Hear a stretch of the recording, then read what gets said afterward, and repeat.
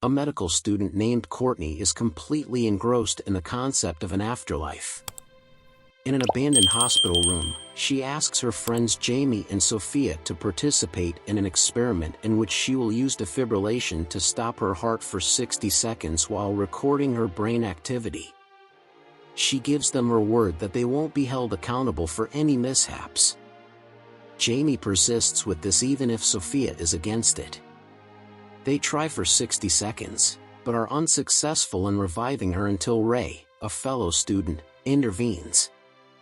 When Marlo, a second medical student, shows up, she finds out about the experiment.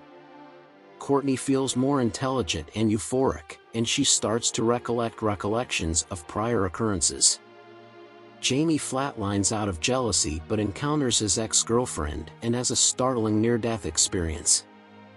Marlo and Sophia do the same, lengthening their period of time offline.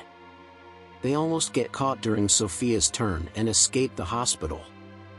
The people who went flat had visions. Courtney saw her sister Tessa, who died in a car accident that Courtney caused. Jamie saw the baby he begged his ex-girlfriend to abort. Marlo saw Cyrus, a patient who passed away after she mixed up his medication, and Sophia saw Irina, whose life she wrecked out of jealousy, enabling Sophia to be valedictorian. Everyone conceals their visions from one another. Shaken by her visions, Courtney writes a note expressing regret and acknowledging that her fascination with flatlining stems from her sister's passing rather than scientific research. She is pushed by her sister's ghost and falls to her death from her apartment building's fire escape. Though shocked, the others understand that if anyone finds out about their research, they could be held accountable.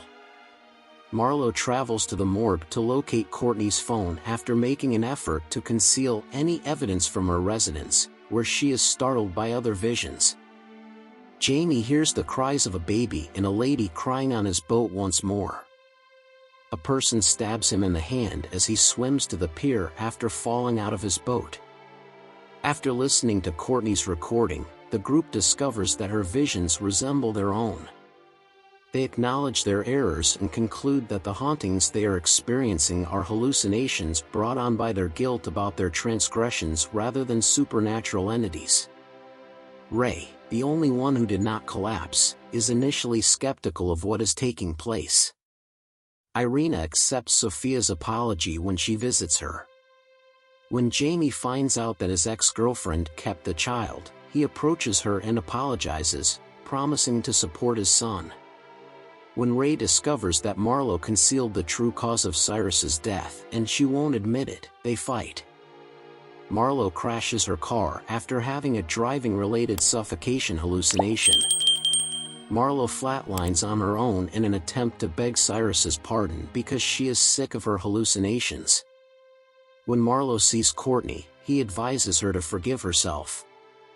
Ray, Sophia, and Jamie show up in an attempt to revive Marlo. Marlo is placed on probation after confessing to the dean.